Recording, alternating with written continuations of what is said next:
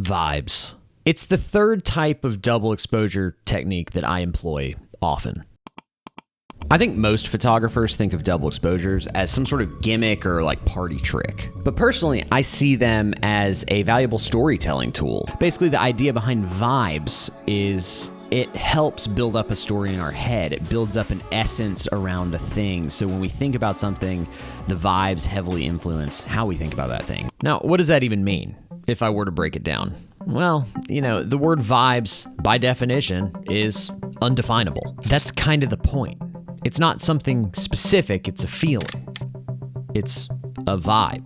Kind of defines itself in a weird snake eating its own tail roundabout way. The point, however, is to lean on the vibes of a scene rather than the vibes coming from the camera necessarily.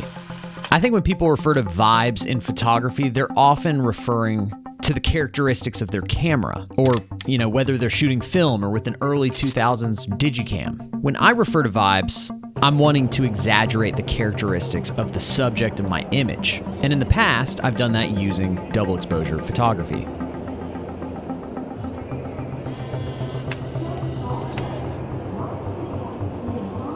But what if my camera, specifically my Polaroid camera, doesn't have a double exposure function?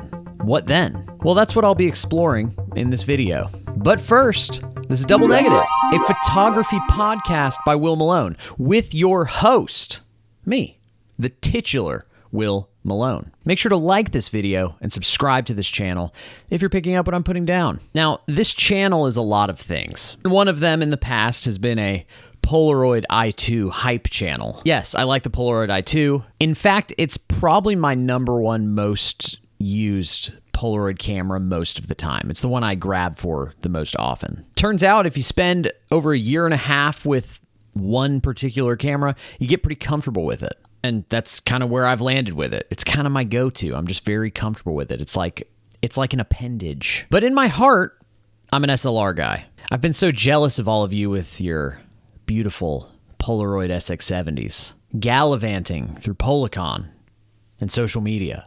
I wish I could be one of you. But the SX70, unfortunately, does not have a double exposure feature, so I just find myself not picking it up very often. Also, my SX70 isn't converted, so it takes SX70 film unless I use a polarizer. It's a whole thing. I just want to be able to stick a pack of 600 or I-type in a camera and just be able to shoot it. I'm drawn to SLRs because they're straightforward. There's no guesswork.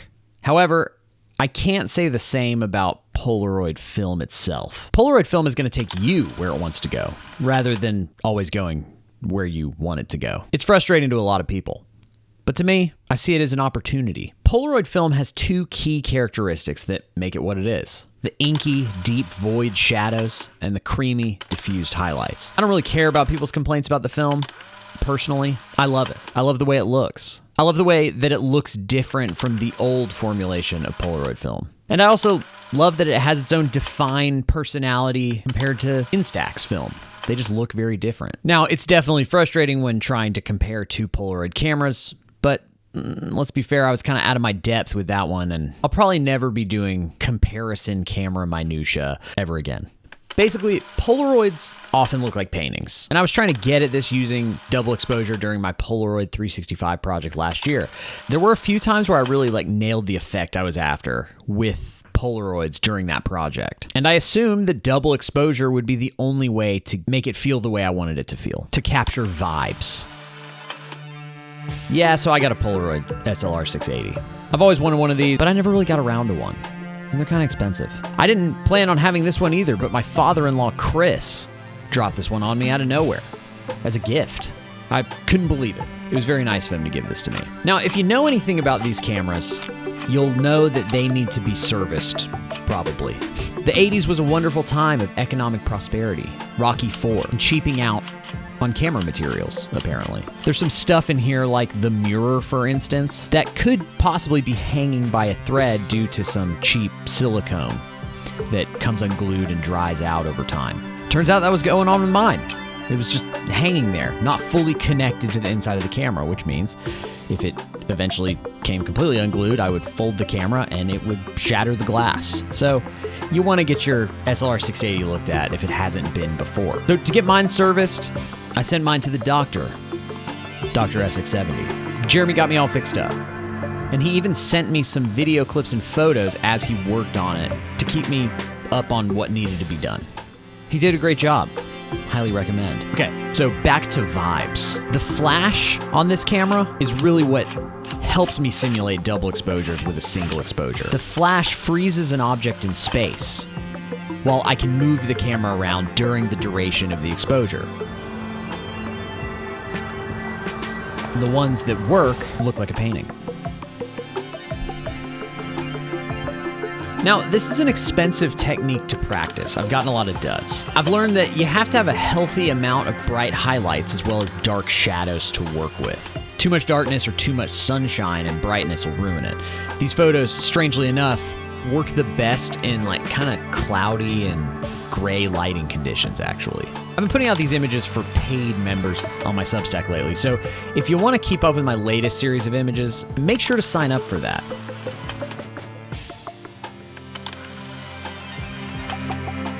Now this summer I've gotten really into flowers. I even started my own little beginner flower bed recently, and while I haven't actually seen any flowers yet, it's gotten me to notice more of the color of the summertime just in my general area. I never really paid too much attention to all the stuff that grows during the summer much before. And more specifically, I'm talking about this crape myrtle in my yard that I didn't really know was a crape myrtle until I saw it start to bloom. It was always kind of ratty looking, but after I cut it back pretty severely, it grew back fuller than ever.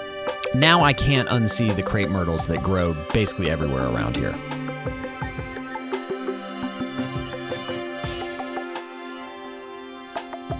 Now, if you're following along, if you follow me on all my different social media channels and different projects, then my photography probably feels like it's a little bit all over the place a lot of the time. And it can be for sure.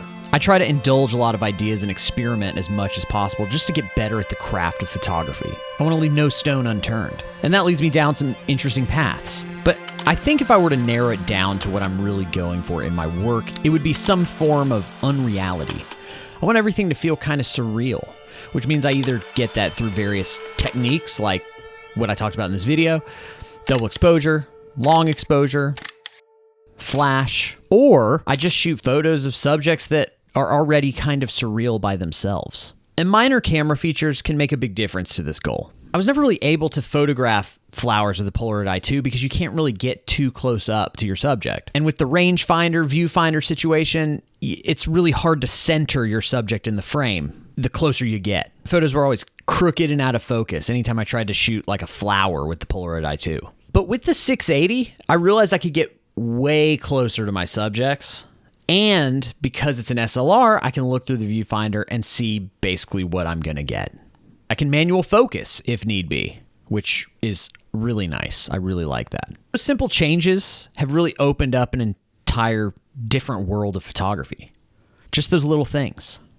And also, I like how the flash tilts. It's subtle, but it's very cool and useful. Thanks for watching. You can follow me on Instagram at Will Malone. You can follow my Polaroid Instagram account at Everyday Instant. Make sure to go sign up for the Double Negative Dispatch. You'll get my free newsletter, and you'll also, if you become a paid member, you get some extra stuff like my Polaroid zines. I don't know why. That makes it sound like they're not real Polaroids. They're Polaroids. It's like a digital zine. I shouldn't put the quotes. It is a digital zine that you would get on there.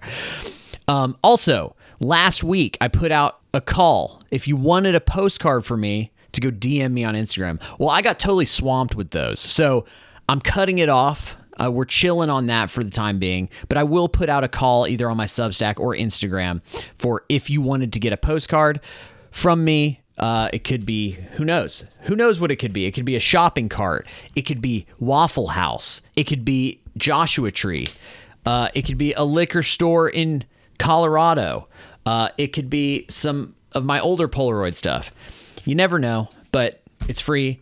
And if you go keep it locked on Substack or Instagram, I'll put shout outs anytime I'm ready to send out some free postcards to people again.